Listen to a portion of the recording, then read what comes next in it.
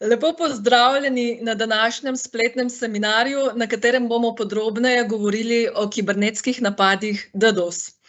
Čeprav pri teh napadih ne gre za vdor v sistem, krajo podatkov ali izsiljevalske viruse, lahko vseeno povzročijo veliko težav in jih zato ne smemo podcenjevati.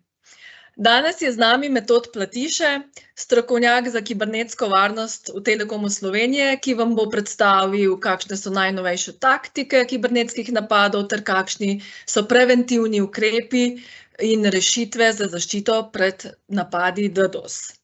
Predavanje bo trajalo približno 30 minut, nato pa bo Metod na voljo za vaše vprašanja. Vprašanje lahko že med predavanjem zastavljate v oblačku zgoraj, kjer piše Q&A. Če bi pa morali srečanje zapustiti prej, nam lahko kadarkoli pišete na elektronski naslov kibernetska.varnost@telekom.si. Hkrati vas tudi obveščam, da se današnji spletni seminar snema. Posnetek boste vsi udeleženci prejeli še v tem tednu. Tako, sedaj predajam kar besedo Metodu. Metod, izvoli. Hvala lepa, Alja. Lep pozdrav tudi z moje strani vsem udeležencem današnjega webinarja. Torej, kot je že Alja napovedala, bomo govorili o napadih DDoS oziroma napadih onemogočanja in seveda tudi o zaščiti pred temi napadi, ne. Seveda pa ne bomo mogli mimo dogajanja zadnjih tednov pri nas, ne, ki je bilo kar aktualno, zanimivo, ne, veliko je bilo objav, pa bom v bistvu tudi na to se malo referiral, da tako rečem, ne. Za začetek pa morda malo zgodovine, ne, DDoS napadov. Jaz mislim, da kaj to so, kakšni napadi to so, večina vas že pozna. Gre za v bistvu poplavo nekega prometa iz številnih naprav na internetu, računalnikov, strežnikov, tudi teh IoT naprav v zadnjem času, ne, proti eni točki, proti žrtvi, ne. S tem, da se to žrtev onemogoči, da se onemogoči storitve, v bistvu to je glavni, rekel, tehnični motiv, ne, ali pa tehnični način. Motivi so pa lahko tudi različni, no. Ampak če gremo malček mogoče v zgodovino, ta slajd dopolnjujem za vsako predavanje, dodam kakšno tole časovno točko, ne. In če gremo po času nazaj, vidimo, da nekje prvi napadi so se začeli tam nekje sredina 90-ih let, ne. Tako imenovan SYNFLOT napad, se pravi poplava z TCP/SYN prometom, ne, na nekega newyorškega ponudnika internetnih storitev. In potem so se ti napadi po letih razvijali, gradili so se tako imenovani botneti, to pomeni množica teh ugrabljenih naprav v internetu, ki so kontrolirana s strani nekega hekerja, ne, in ti v bistvu botneti potem generirajo ves ta promet, ne. Prvi napad, kjer so bile vključene v bistvu države same, je bil ruski napad na Estonijo, pa severnokorejski napad na Združene države, na njihove spletne strani. To je bilo nekje 2007, ne, leta. Se pravi, so države pogruntale, da tukaj lahko pač določeno škodo si povzročajo ena drugi, da tako rečemo, ne, predvsem recimo Rusija pa Severna Koreja bila takrat aktivna. In potem z razvojem IoT naprav, se pravi velike množice naprav, ki se priključujejo v internet omrežje, seveda so to ti hekerji, ki izvajajo te napade z pridom izkoristili, ne, in na ta način povečali zmogljivost teh napadov tam nekje do 1 terabita na sekundo. Se pravi, to je bilo obdobje teh res velikih DDoS napadov, ne. V zadnjem času so se ti res brutalni DDoS napadi niti ne pojavljajo več, ker so pač druge tehnike za dosego teh njihovih ciljev, ne. Nekje konec drugega desetletja, ne, 2018 pa tam so se začeli pojavljati tako imenovani ransom DDoS napadi, ne. To so bili napadi, ki v bistvu so imeli tudi zahtevo po odkupnini. Se pravi, zgledovali so se po klasičnih ransomware napadih, ne, s tem, da so tukaj napadalci sprožili ta napad, ki je trajal nek določen čas, pol ure, 1 uro, ne, in poslali zahtevo pač za denar, ne, rečem za odkupnino, ne, ker tukaj ni kaj odkupiti, ampak za to, da pač jim dajo, bi rekel, mir, ne, so zahtevali, ne vem, kakšen bitcoin, ne, sicer so pa zagrozili, da v bistvu bodo napad ponovili in da bo ta napad dolgotrajen, ne.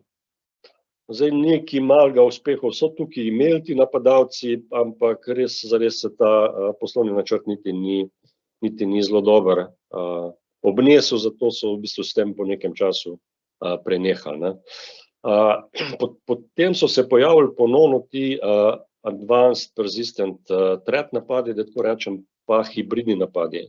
To pomeni, da so poleg DDoS-a napadalci uporabljali tudi druge hekerske tehnike za vdor dejansko in so za DDoS napadi recimo prikrivali druge aktivnosti, ne. In v zadnjem času, to pomeni lansko leto, ali pa da tako rečem, z pojavom teh vojaških posegov, ne, so se pa zelo intenzivno pojavili tudi geopolitično motivirani napadi, ne. In o tem bom danes zdaj v nadaljevanju še nekaj povedal, ne, nekaj več, ne. Okay. Torej, DDoS kampanja 2024, ne. Vsi smo videli veliko teh medijskih objav, veliko se je o tem govorilo, ne. Zadeva se je začela 27. marca, ne, ko je skupina Russian Cyber Army pač napovedala obsežne DDoS napade na slovenske spletne strani, ne. Povod je bil pa to, da se je Slovenija priključila češki iniciativi za dobavo orožja Ukrajini, ne. In to so tudi objavili na njihovem Telegram kanalu, ne. Tukaj je tudi slika na desni strani tega njihovega kanala in tega sporočila, ne. In pač objava je bila, da People's Cyber Army announces the start of massive attacks on website of government agencies of the Republic of Slovenija, ne. In s tem se je pač zgodba začela, ne. Te objave, seveda v teh objavah zelo radi vključujejo te zastave, ne, in tudi naša lepa zastava se je tukaj pojavila, ne. In potem pripnejo izsek iz spletne strani, kjer pokažejo, da je nedosegljiva, to je tukaj na desni strani, ne. In potem tudi izsek iz tega spletnega poročila o dosegljivosti spletnih strani, ne. To je pa na levi strani, ker pač piše, da ta spletna stran ni bila dosegljiva, ne. Ok, in s tem se je zadeva začela, ne. Ti napadi so bili res kar, bi rekel, intenzivni v tem smislu, tudi uspešni, ne, na različne spletne strani, ne. No, potem se te aktivnosti pridružila tudi skupina Hacknet, ne. To nekje 29. marca, kjer so tudi seveda objavili to zadevo na svojem Telegram kanalu, ne, in se pridružili tem napadom, ne, tudi na spletno stran predsednice, ne, na druge spletne strani, med drugim tudi na fitness Mateja Bunderle, ne, zelo pomembno, ne. To je res zanimivo, kako, po kakšnem algoritmu izbirajo, ne, te spletne strani, okej. Ampak ti napadi so se potem seveda intenzivirali, ne, od 16. aprila dalje tudi iz te skupine, ne. Ampak ker to ni bilo še dovolj, ne, se je tej kampanji pridružila tudi skupina NoName 057, ne. Najprej z objavo, ne, to so storili 29. marca, in potem od 11. aprila so tudi aktivno izvajali napade, ne, na spet različne spletne strani, ne. In to tudi seveda objavlja, ne. Zdaj njihove objave, če so bile objave drugih spletnih, drugih skupin dokaj puste, ne, so pa te objave tako precej pisane, ne, grafično lepo oblikovane in tudi kar nekih humornih vložkov je noter, ne, tako da jih je kar zanimivo brati, no, moram reči. Tukaj v eni objavi pač pošiljajo DDoS rakete, ne, na slovenske web strani, ne. potem izvajajo Fascinating DDoS Journey, through the government websites, pa nam pošiljajo DDoS Greetings, to Slovenian local sites in tako naprej. Zdaj, med temi skupinami so določene seveda razlike, tako po tehnikah napadov, kako se jih lotevajo, kako verjetno izbirajo, vidimo vse več koordinacije med njimi, ampak to so v bistvu zelo dobro organizirane skupine, seveda imajo tudi podporo v ruskih, državnih službah in so tudi, predvidevamo, skoraj zagotovo financirane z njihove strani, Mi smo seveda, torej mi, slovenski mediji so to zelo intenzivno objavljali, tiste prve dni in te hekerske skupine so to tudi zelo hitro povzemale v teh Telegram napadih, In to jim je, rekel, zelo koristilo, pri svojem njihovem PR-u, Tako da, kakor hitro je bila pri nas v Sloveniji na nekem mediju neka objava, so jo oni povzeli, in pokomentirali, dodatno. In to jim je šlo v prid, seveda, Ker kaj je pravzaprav bil njihov namen? Njihov namen je bil, da v bistvu se ustvari neko splošno vzdušje ranljivosti, napetosti, strahu morda, Se pravi, oni vejo, da s temi spletnimi napadi dejansko onemogočijo določeno storitev, onemogočijo določeno spletno stran, neke resne škode pa težko povzročijo, Ampak njihov namen je ravno ta, se pravi medijska odmevnost in pravzaprav neka informacijska vojna, da temu tako rečemo, Se pravi, ta del je njihov namen,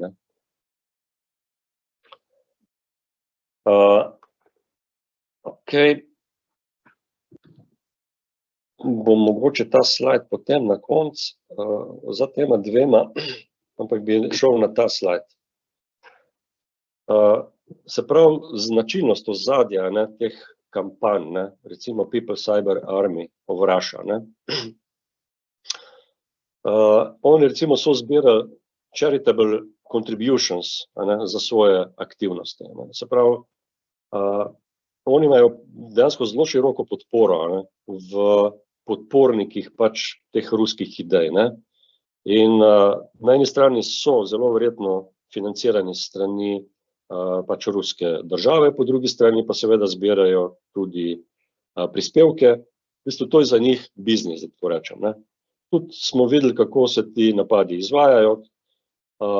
Čez vikend je bilo relativno malo aktivnosti, v ponedeljek, ko so prišli, bi rekel, v službo, so se te stvari začele dogajati, Tako da to so organizirane skupine, ki delujejo pač po naročilu oziroma proti plačilu, In tukaj recimo NoName 057, se vidi, da so zelo politično motivirani in opredeljeni, in njihove objave seveda kažejo v to smer.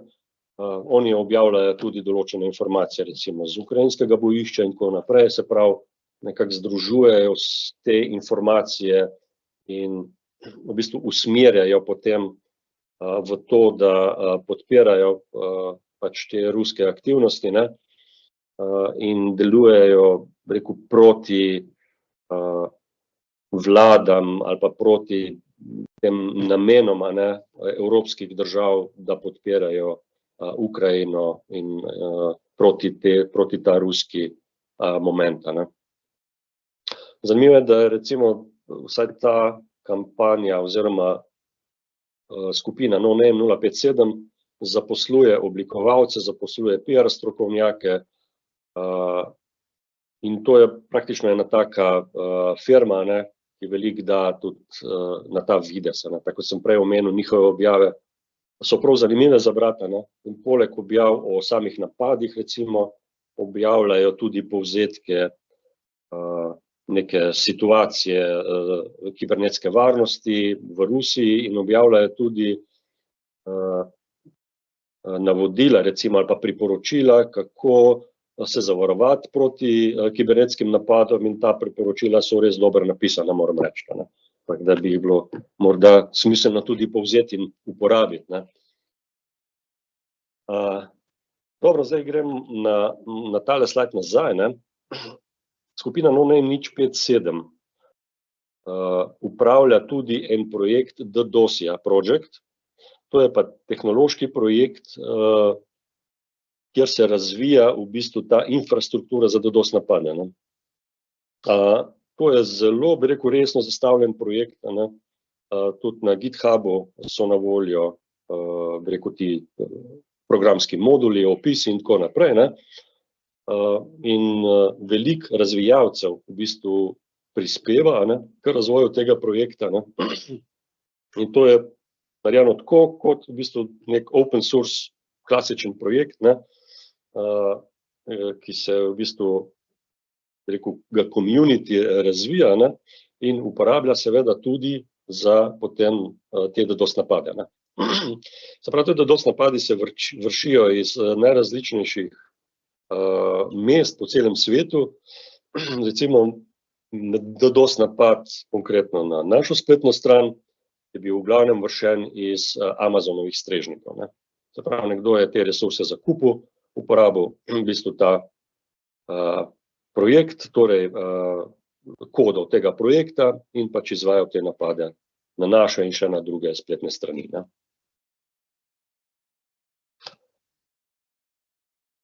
Okej, če grem na napade, ki so se izvajali recimo pred časom, pred leti, ne.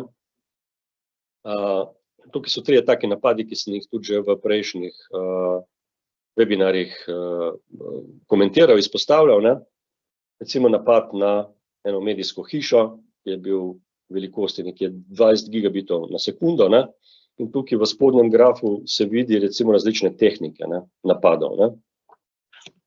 Napadalci pri volumetričnih napadih izkoristijo različne tehnike in jih tudi prilagajajo tekom napada, glede na to, kako se mi odzivamo, a ne, v zaščiti. Pač oni probajo najti luknje, uporabiti tiste tehnike, ki so bolj učinkovite, ne, in to pač uporabijo, ne. Zdaj pri volumetričnih napadih smo mi z zaščito, ki jo imamo v Telekomu Slovenije, ne, tako za naše potrebe, da tako rečem, kot za naše stranke, zelo učinkoviti, ne. In tukaj redko uspejo dejansko doseči nedosegljivost nekih spletnih strani, storitev in tako dalje, ne.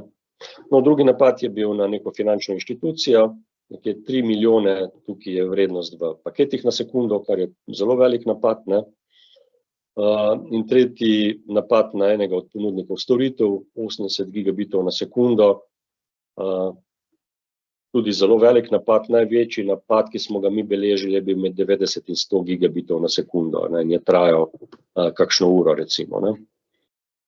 To smo uspeli večinoma vse obraniti, ne. Medtem ko lahko rečem, da pa letošnji ti napadi so bili nekoliko drugačne oblike in smo vsi skupaj imeli s tem kar nekaj izzivov, ne. Ampak od teh velikih volumetričnih napadov, ne, so v zadnjem času napadalci prešli na nekoliko bolj sofisticirane napade, predvsem te ruske skupine jih uporabljajo, ne. Tukaj pa je en primer iz letošnje kampanje, ki je bil tudi volumetrične narave, ne. In tukaj na levem tem grafu vidimo iz sistema detekcije, ne. To bom še naprej razložil, kaj je v bistvu sistem detekcije, sistem mitigacije, kakšno funkcijo ima eden, kakšen drug, ne. In to rdeče polje vidimo, kot prikazuje, je filtriran promet, ne. Se pravi, to je promet, ki ga mi odvržemo stran, ne. In je v tem primeru bil večinoma tega prometa je predstavljal sam napad, ne. Na tem spodnjem grafu vidimo spet različne tehnike, ne. Oziroma ne tehnike, v tem primeru so tukaj viri, ne. Se pravi, od kje je ta napad prihajal, to pomeni iz Kitajske, Združenih držav, Ruske federacije, Mjanmar, Brazilija in tako naprej. Kar pa seveda nič ne pove o tem, kdo je bil dejansko napadalec, ne. To nam pove, kateri botneti so bili uporabljeni, iz katerih držav, ne, kdo pa jih kontrolira pa v bistvu zares ne moramo ugotoviti, ne. Razen potem, če seveda to objavijo, ne, potem pa vemo, ta skupina je bila za tem napadom, ne. Predvsem recimo Hacknet skupina je uporabljala tudi volumetrične napade, ne. Ostali dve sta pa bolj uporabljali aplikativne napade, ne. Tu na sredinskem grafu vidimo graf iz sistema mitigacije, ne, se pravi na levi sistem detekcije, tukaj pa sistem mitigacije, kjer pa se vidi, kateri mehanizmi so bili uporabljeni za filtriranje tega prometa, ne. V tem seznamu na desni strani vidimo, da je bil uporabljen address filter list, ki ga v bistvu dobimo od ponudnika tega sistema mitigacije, ne.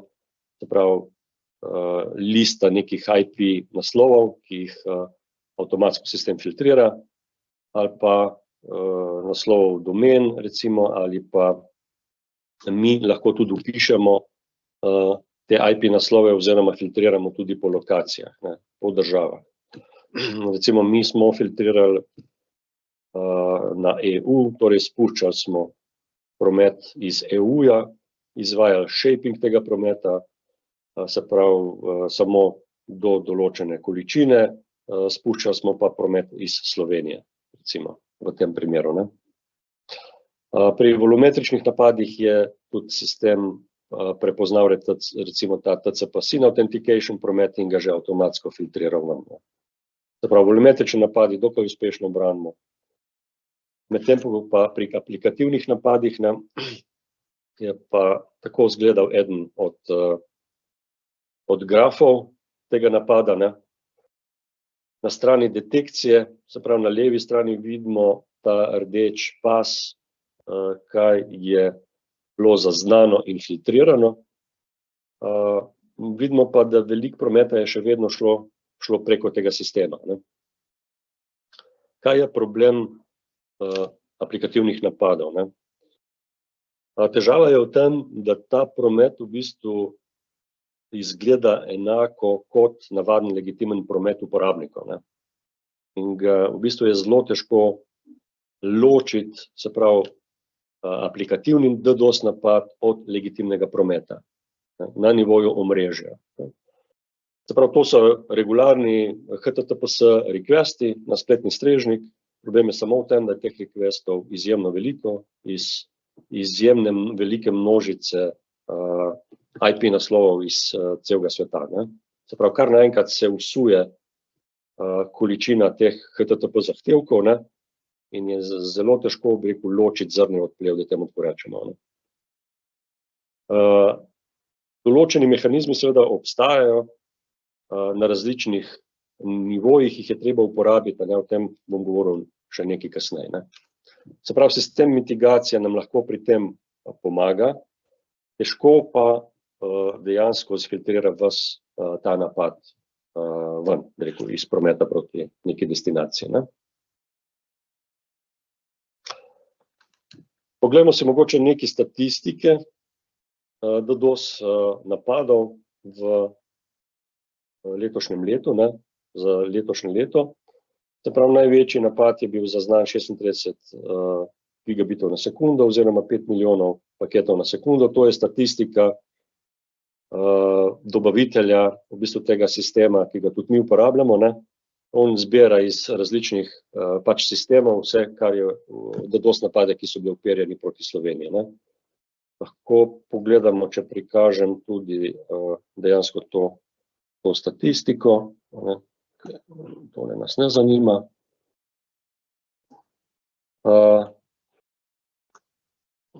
To je ta izpis, ne. Se pravi, frekvenca teh napadov, koliko jih je bilo po mesecih, ne, maj pač še ni zaključena, ne. Po številu jih je bilo januarja največ, nekaj čez 200, ne, potem je to rahlo upadalo, ne. Govorimo o številu napadov, ne. In o trajanju, ne. Se pravi, največ jih je bilo nekje v trajanju 10 minut do 1 ure, ne. Potem po zmogljivosti, recimo ta 36 giga je bil v marcu zabeležen, ne. in največjih je bilo med 100 mega in 1 giga, ne? Največja količina. Število teh napadov, ne? Se pravi, več kot 10 giga jih je bilo zelo malo, ne? Potem po količini paketov na sekundo, ne, kar je v bistvu največji problem za IT sisteme, ne, so napadi z veliko količino paketov na sekundo. Ne. Recimo je doseglo nekje 6 milijonov paketov na sekundo v aprilu in največjih je bilo med 10.000 in 100.000 paketi na sekundo. Ne. Se pravi, to je ta prispevek tudi teh aplikativnih napadov kar precejšen. Ne. Ti napadi so pa izvirani iz Amerike, Anglije, Francije, Nemčije, pač nek statistični podatek, kot sem rekel, pa nam ne pove kaj veliko o tem, kdo dejansko je pa izvajal te napade. Ne. Mi, recimo na našo spletno stran smo opažali napade iz Amazon strežnikov, recimo. Ne. Tukaj v tej statistiki vidimo pa v bistvu to spremembo, ne, v tehnikah napadov. Ne. To je poročilo F5 in vidimo, da je količina ali pa delež aplikativnih napadov, da se je zelo močno povečal v zadnjem času iz 21 na 22 in prav tako pričakujemo to tudi iz 22 na 23 oziroma na 24. Ne. In tukaj dejansko prispevajo te ruske hekerske skupine večji delež. Ne. To je slajd tudi iz enega prejšnjih webinarjev, ne, ko sem opisoval anatomijo DDoS napadov, ampak to dejansko zdaj ne velja več oziroma velja v zmanjšanem obsegu. Ne. To so bili ti ransom, DDoS napadi in tako naprej. Ne. Te tehnike so se spremenile in nameni so se nekako spremenili. Ne. Tako da zdaj, kar opazujemo, te DDoS napade so bili res večinoma naperjeni v spletne storitve, ne, v neke specifične web strani, ne. Niso bile pa naperjene, da bi dejansko sesuli neko firmo, njegovo poslovanje, ne, v širšem smislu. Ne. Predtem, kot sem tukaj razlagal na tem slajdu, recimo so hekerji naredili raziskavo nekega podjetja in ga res poskušali onemogočiti na različnih nivojih, se pravi napadali so DNS strežnike, napadali so različne storitve, ne, in bili pri tem zelo vztrajni, ne, zahtevali odkupnine, ampak to je nekako potem zamrlo. Ne. Ok, glavno vprašanje, kako se zaščititi pred DDoS napadi. Ne. Kaj torej DDoS poskuša? Ali zapolniti internetno povezavo, to so napadi recimo z ICMP prometom, UDP poplave in tako naprej, napadi z odbojem, z ojačanjem, ne, ali onesposobiti požarno pregrado, spletni strežnik z nekim napadom, ki zajame oziroma izrabi vse resurse tega sistema in v bistvu krešira neka požarna pregrada, recimo, ne, ali pa onesposobiti spletni strežnik ali pa samo aplikacijo. Ne. Recimo, če koga kaj več zanima na tej spletni strani, sem jo tudi tukaj dal, je zelo lepo opisano, ne, tehnike napadov za vse nivoje po teh osi slojih, ne, od tega aplikativnega nivoja, ne, do samega, ne vem, fizičnega nivoja, ne. Napad je lahko tudi recimo na fizičnem nivoju, ne, pa na data link nivoju z McFloodingom in tako naprej, če koga več zanima, recimo si tukaj lahko prebere. Ne. Grem nazaj tukaj na tole, ne, in seveda vprašanje, kako se zaščititi pred DDoS napadi. Ne. Fajn je poznati svojo infrastrukturo, ki jo v bistvu objavljamo v internet, v splet. Se pravi, kakšne so vse naše storitve, kakšno infrastrukturo uporabljamo, imamo spletne strežnike pri nas, jih gostimo kje drugje, kje so DNS in tako naprej, koliko so te sistemi zmogljivi, ne, in kaj vam v bistvu lahko napadejo, kje vam lahko največjo škodo povzročijo. Ne. Se pravi, poznati pač to svoje okolje, ne, in ga tudi utrditi, ne, kolikor je možno, ne, proti DDoS napadi. Potem ključna seveda je zaščita pred volumetričnimi napadi. Tukaj se podjetje samo zelo težko zaščiti, ker če je napad nekaj 10 gigabitov na sekundo, to zapolni vsako internetno povezavo in je konec. Web strani niso dosegljive, VPN dostopi niso dosegljivi, LAN to LAN dostopi prek VPN-a ne delujejo in podjetje je odrezano. Torej, volumetrična zaščita, ki jo ponuja Telekom Slovenija, pa tudi nekateri drugi operaterji, seveda je tukaj nujna. Pomembna je visoka zmogljivost te zaščite, da so na voljo različni mehanizmi, da se mitigacija, se pravi ta zaščita, vključi avtomatsko, se avtomatsko detektira in aktivira ta zaščita in da pač obstaja nadzor, ki ga mi izvajamo v našem operativnem centru kibernetske varnosti. In pa potem tudi DDoS zaščita v samem podjetju, se pravi zaščita naprav na internet dostopu, usmerjevalnikov, požarnih pregrad, spletnih strežnikov. Vsi ti sistemi so večinoma tako imenovani stateful, se pravi state aware sistemi in ravno to ciljajo napadalci. Se pravi, neko požarno pregrado je relativno zelo enostavno ubiti, onesposobiti z določenimi DDoS napadi. Pomembni so mehanizmi DDoS zaščite na web application firewallih in sistemih za load balancing. Tam je običajno na voljo kar nekaj mehanizmov, ki jih je potrebno vključiti, ali pa DDoS zaščita v oblaku ponudnikov tovrstne zaščite, recimo tudi Arbor, ki ga mi uporabljamo, oziroma Netscout Arbor ima tovrstno zaščito, Radware ima tovrstno zaščito v oblaku. Jaz mislim, da je bolj pomembno, ker zaščito aplikativnih DDoS napadov lahko učinkovito izvajamo mi, bolj pomembne so zaščite na aplikativnem nivoju. To pomeni za čisto določeno spletno storitev, recimo, da se uporablja morda tudi zaščita na tem nivoju. Torej, v Telekomu Slovenije imamo implementirano zaščito v našem jedrnem omrežju, ki jo sestavlja sistem detekcije in sistem mitigacije. To sta dejansko dve, da lahko rečem, napravi, dva sistema.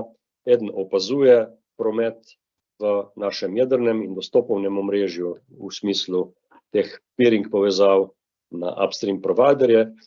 V ta sistem mi vpišemo določene IP naslove ali pa IP subnete podjetja in se ta promet spremlja in kakor hitro se zazna DDoS napad, se ta promet preusmeri na sistem mitigacije Arbor TMS, ki pa izvaja analizo dejansko tega prometa inline in tudi filtrira ta promet ven.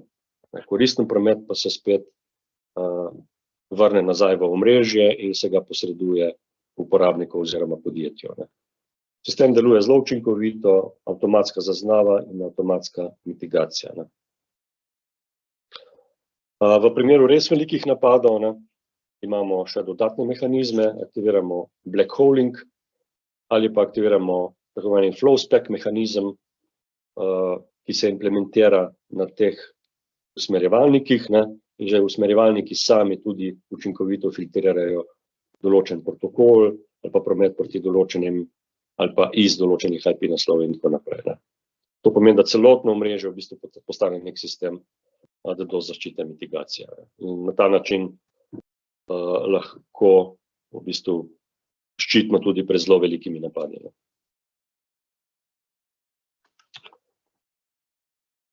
In potem zaščita pred aplikativnimi napadi. Tukaj je pa naša ključna vloga, da mi ohranjamo se pravi internet dostop delujoč.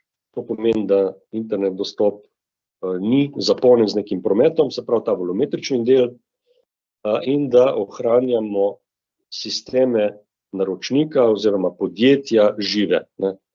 Se pravi, da mi že recimo filtriramo določeno količino prometa, lahko je to po IP naslovih, lahko je to po državah ali pa kakšen drug mehanizem, do te mere, da preostali promet napada lahko fino potem filtrira samo podjetje z load balancerjem, aplikativnim firewallom ali čim podobnim, ne, in izvaja te, fine nastavitve, kaj dejansko se bo prepuščalo, kaj se bo pa filtriralo. Drugi mehanizem, ki sem ga pa že omenil, je pa lahko tudi zaščita v oblaku ponudnikov storitev. Eden od takih je recimo Cloudflare, ne, ki deluje kot nek proxy za recimo neko spletno stran, neko spletno storitev, ne,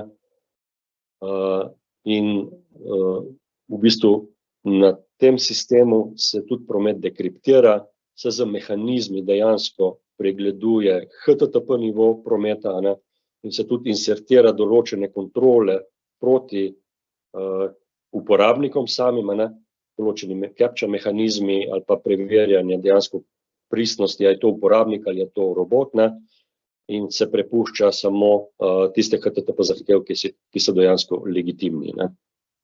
Ti mehanizmi so na voljo tudi v določenih sistemih zaščite, ne vem, Radware ali pa Citrixa, F5, se pravi, teh sistemih load balancinga in tako dalje. Verjetno kaj od tega tudi vi že uporabljate, ne, v svojih podjetjih, ne. Ok, nekoliko še morda podrobneje o storitvi DDoS zaščite Telekoma Slovenije. Mi imamo na voljo nekako dva nivoja, dva paketa DDoS zaščite. Eden je osnovni paket in drugi standardni paket. Osnovni paket zajema vključitev DDoS zaščite na internetnem dostopu. Se pravi, mi rečemo, en objekt se kreira, kamor se vpiše ta subnet, ne, internetnih IP naslovov. Prednastavljeni priporočeni parametri zaščite se uporabijo, vpiše se en kontakt za pošiljanje alarmov in poročil. To pomeni, če ugotovimo, da je prišlo do DDoS napada, se prek e-maila pošlje alarm in zgenerira se mesečno poročilo, ki se avtomatsko pošilja. In ti alarmi in poročila prihajajo avtomatsko na e-mail. Imate seveda možnost tudi prijaviti kakšne napake ali pa dogodke, in odziv je pač best effort v tem osnovnem DDoS paketu zaščite, medtem ko v standardnem DDoS paketu pa tudi prilagajamo te parametre DDoS detekcije in mitigacije, lahko kreiramo dodatne objekte, na primer, osnovna zaščita osnovni objekt velja za celo IP območje, posebej pa lahko kreiramo še objekt za recimo spletno stran ali pa VPN dostop, kjer customiziramo te parametre detekcije in tudi mitigacija, ne. Na primer, za web stran omejimo dostopnost samo na Slovenijo, samo na Evropsko unijo, medtem ko za cel IP subnet recimo pa to odpremo, ne omejujemo in tako naprej. Se pravi, te politike lahko prilagajamo. Odzivnost v standardnem DDoS paketu je, kot je to določeno v pogodbi za internetni dostop, no, in potem v standardnem paketu omogočamo tudi dostop do DDoS sistema, kjer lahko pregledujete te alarme bolj podrobno, ne. Vidite v bistvu vse tisto, kar sem vam prej pokazal recimo v teh grafih, ne. In lahko vpišemo tudi dodatne kontakte za alarme in poročila in tako naprej, ne. Ko v bistvu se odločite, da za to zaščito podpišemo aneks k pogodbi za internet dostop, ne, mi to zaščito vključimo, kreiramo te objekte, kreiramo poročila, kam se pošiljajo alarmi, in za standardni dostop, seveda tudi standardni paket, tudi vam omogočimo dostop in te prilagoditve, ki sem jih omenjal, ne. Posebnost je, da v bistvu ta osnovni dostop vključujemo v bistvu samo za paket, ki vključuje varen poslovni splet in zaščito pred DDoS napadi v osnovnem paketu, ne. Ta paket smo oblikovali pred nekje 2 leti, ne, ker smo v bistvu videli, da je potreba po nekem osnovnih mehanizmih zaščite za vsako podjetje, ki vključuje DDoS zaščito in varen poslovni splet. To pa je mehanizem preverjanja spletnega prometa tega podjetja na osnovi preverjanja, na osnovi blokiranja nevarnih spletnih domen. Varen poslovni splet v kombinaciji zaščite pred DDoS napadi je neka osnovna, zaščita na nivoju omrežja za vsako podjetje. Poleg seveda zaščite z nekim naprednim antivirusnim programom ali pa naprednim XDR orodjem, ki pa v bistvu je že zaščita v notranjosti podjetja, v sami IKT infrastrukturi v podjetju. Toliko z moje strani, upam, da sem vam uspel nekako prikazati evolucijo teh DDoS napadov, kaj je trenutno najbolj aktualno, kakšni so mehanizmi zaščite in tudi kaj Telekom Slovenije ponuja na področju zaščite pred DDoS napadi. Zdaj pa prosim kar za vprašanja, če so se pojavila. Vsekakor, hvala Metod za predavanje, res smo veliko izvedeli o napadih DDoS, tako da ja, pozivava k zastavljanju vprašanj. Hkrati pa mogoče bi vseeno še enkrat izpostavila email naslov, kamor lahko zastavite tudi po predavanjih vprašanja in povpraševanja. To sta email naslova kibernetska.varnost@telekom.si ali pa poslovna.prodaja@telekom.si. Metod, daj mogoče na kratko, če povzameva še enkrat, tako da vzamejo, kaj so tiste ključne zadeve, ki si morajo zapomniti.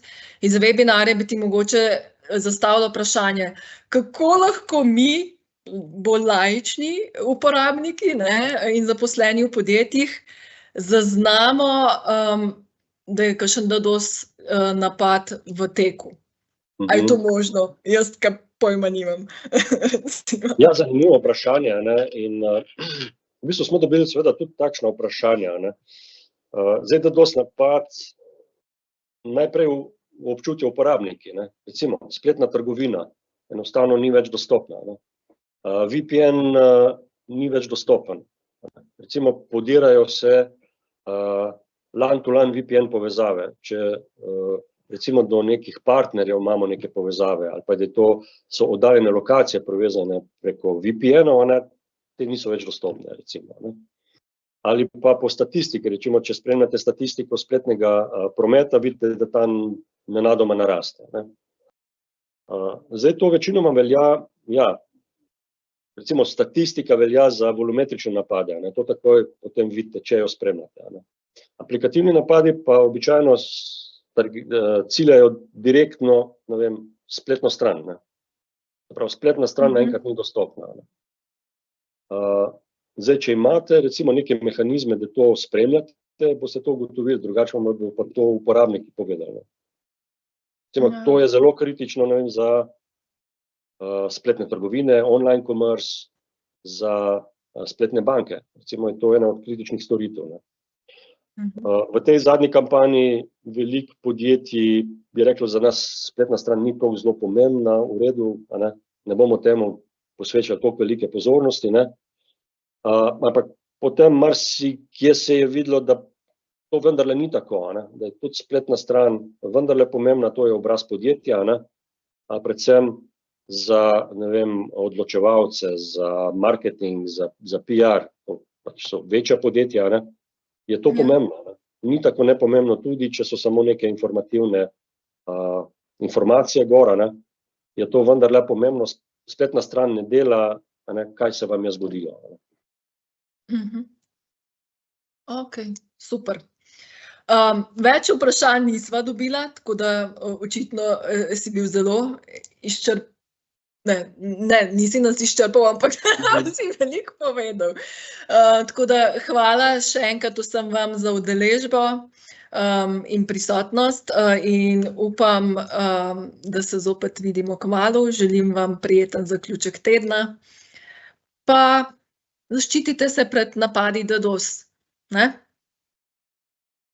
Hvala lepa za pozornost in lep pozdrav, nasvidenje.